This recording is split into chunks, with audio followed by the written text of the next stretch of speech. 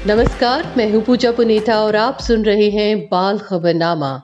India for children की तरफ से बाल खबरनामा में आपका स्वागत है। आज 19 मार्च 2022 है और दिन शनिवार है। आइए सबसे पहले नजर डालते हैं हेडलाइंस पर। स्कूल में हिजाब जरूरी नहीं, अब 18 साल की उम्र तक होगी मुफ्त पढ़ाई। राष्ट्रीय मिलिट्री स्कूल में लड़कियों का होगा प्रवेश। मासूम की जान लेने वाले आरोपी की भीड़ ने की हत्या। छात्रा के यौन उत्पीड़न के जुर्म में शिक्षक गिरफ्तार। बॉम्बे हाईकोर्ट ने महाराष्ट्र सरकार से बाल विवाह संबंधी डेटा मांगा। बचपन बचाओ आंदोलन ने 30 बाल मजदूरों को कराया मुक्त। 10 वर्षीय बलात्कार पीड़िता को गर्भपात की अनुमति। 12 से 14 उम्र के 3 लाख से अधिक बच्चों ने लगाया कोरोना टीका। अब खबरें विस्तार से। शुरुआत करते हैं कुछ राष्ट्रीय और क्षेत्रीय खबरों से। कर्नाटक हाईकोर्ट ने मुस्लिम छात्राओं की उस याचिका को खारिज कर दिया है जिसमें उन्होंने कक्षाओं में हिजाब पहनने की अनुमति मांगी थी। अदालत ने कहा कि हिजाब पहनना इस्लाम धर्म में आवश्यक धार्मिक प्रथा का हिस्सा नहीं है। अदालत ने राज्य के शैक्षणिक संस्थानों में हिजाब पर प्रतिबंध को बरकरार रखते हुए कहा कि स्कूल में यूनिफॉर्म पहनना ही अनिवार्य है। भारत सरकार के पास एक ऐसी सलाह आई है जिसमें 18 साल तक की उम्र के बच्चों को निशुल्क शिक्षा देने की बात कही गई है। सलाह का स्वागत करते हुए केंद्रीय मंत्री प्रधान धर्मेंद्र ने कहा कि इस विषय में राज्य सरकारों से बात करनी होगी और केंद्र सरकार अपनी पूरी जिम्मेदारी निभाएगा। उल्लेखनीय है कि 2009 के कानून में 6 से 14 वर्ष तक के बच्चों को निशुल्क शिक्षा देने का प्रावधान है। ऐसे में कई बच्चों के 9वीं कक्षा में पहुंचने पर स्कूल उनसे शुल्क मांगते हैं, जिससे उनके सामने समस्याएं खड़ी हो जाती हैं। अगर 18 साल तक की उम्र के बच्चों को निशुल्क शिक्षा देने का कानून बन जाता है तो सभी बच्चों को उच्च शिक्षा मिल सकेगी। अब राष्ट्रीय मिलिट्री स्कूलों में भी लड़कियों का अगले शैक्षणिक वर्ष 2022-23 में दाखिला सुनिश्चित हो जाएगा। यह जानकारी केंद्र सरकार ने सुप्रीम कोर्ट को दी है। राष्ट्रीय मिलिट्री स्कूलों में लड़कियों का प्रवेश होते ही उन्हें भी एनडीए जैसी सेवाओं में जाने का मौका मिलेगा, क्योंकि राष्ट्रीय मिलिट्री स्कूलों में बेहतर गाइडेंस की सुविधाएं उपलब्ध हैं।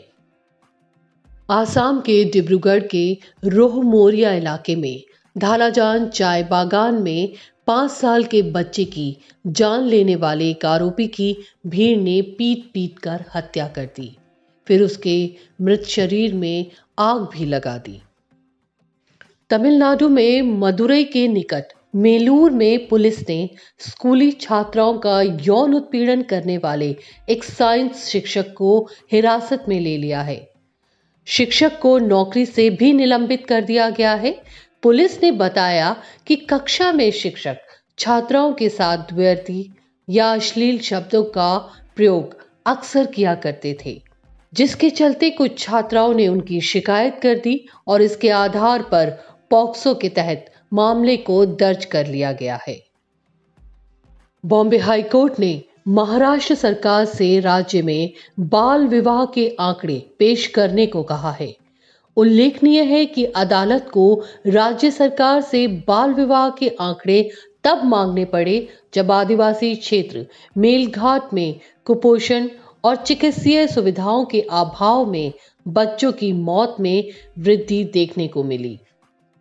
बचपन बचाओ आंदोलन ने पुलिस के सहयोग से फरीदाबाद और गुजरात के सुरेंद्र नगर में 3 अलग अलग रेड एंड रेस्क्यू ऑपरेशन करके 30 बाल मजदूरों को मुक्त कराया है।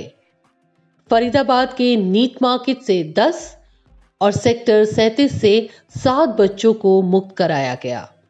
वहीं गुजरात के सुरेंद्र नगर से 13 बाल मजदूरों को मुक्त कराया गया। सभी बच्चों को दयनीय और गंभीर अवस्था में काम करते हुए पाया गया। मामलों में एफआईआर भी दर्ज कर ली गई है।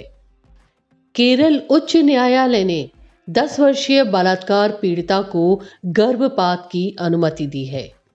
पीड़िता लगभग 31 सप्ताह की गर्भवती है। अदालत ने निर्देश देते हुए कहा कि यह प्रक्रिया 1 सप्ताह के भीतर हो जानी चाहिए।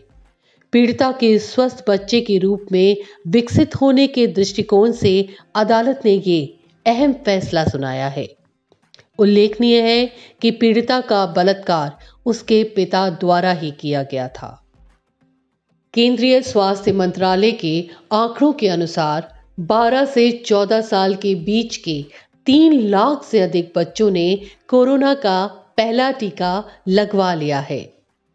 इस तरह से अब तक देश में कुल 1 अरब 80 करोड़ से अधिक लोगों ने कोरोना का टीका लगवा लिया है। रूस के यूक्रेन पर किए गए हमलों के कारण अब तक 69 बच्चों की मौत हो चुकी है, जबकि 100 से अधिक बच्चे घायल हुए हैं।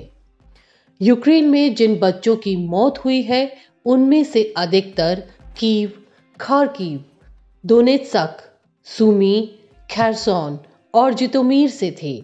वहीं दूसरी ओर अब तक 280 से अधिक स्कूलों और अन्य शैक्षिक संस्थानों को भी रूस ने नष्ट कर दिया है।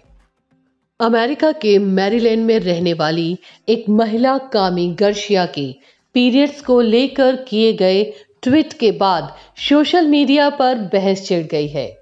महिला ने बताया कि स्कूल में उसकी बेटी को पीरियड्स के टॉपिक पर बोलने से टोक दिया गया और कहा गया कि यह विषय सही नहीं है। उन्होंने पूछा कि पीरियड्स पर बात करना कब से गलत विषय हो गया। महिला के सवाल पर पश्चिम में इन दिनों रूढ़िवादी और उदारवादी दोनों खेमों में खूब बहस चल रही है।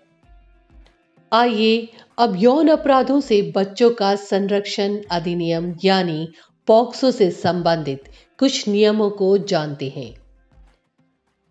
वर्ष 2012 में पॉक्सो के लागू होने के बाद भी बाल उत्पीड़न संबंधी अपराधों के मामलों में वृद्धि को देखते हुए वर्ष 2019 में पॉक्सो अधिनियम में कई अन्य संशोधनों के साथ ऐसे अपराधों के लिए मृत्यु दंड की सजा का प्रावधान किया गया। इस अधिनियम में किए गए संशोधनों के तहत अपराध की रोकथाम से संबंधित उपायों पर विशेष रूप से ध्यान दिया गया है।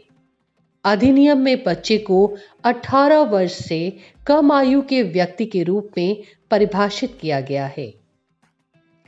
यह बच्चों के शारीरिक, भावनात्मक, बौद्धिक और सामाजिक विकास को ज्यादा महत्व देते हुए उनके श्रेष्ठ हितों का सम्मान करता है। इस अधिनियम में लैंगिक भेदभाव नहीं है। बच्चों की खबरों को जानने के लिए अगले हफ्ते इसी समय शनिवार को फिर से सुने बाल खबरनामा। तब तक के लिए इंडिया फॉर चिल्ड्रन की तरफ से मैं अपनी संपादकीय टीम कविता सुरभि, पंकज चौधरी, आशुतोष नेमा और रोहित श्रीवास्तव की तरफ से आप सबसे इजाजत चाहूंगी।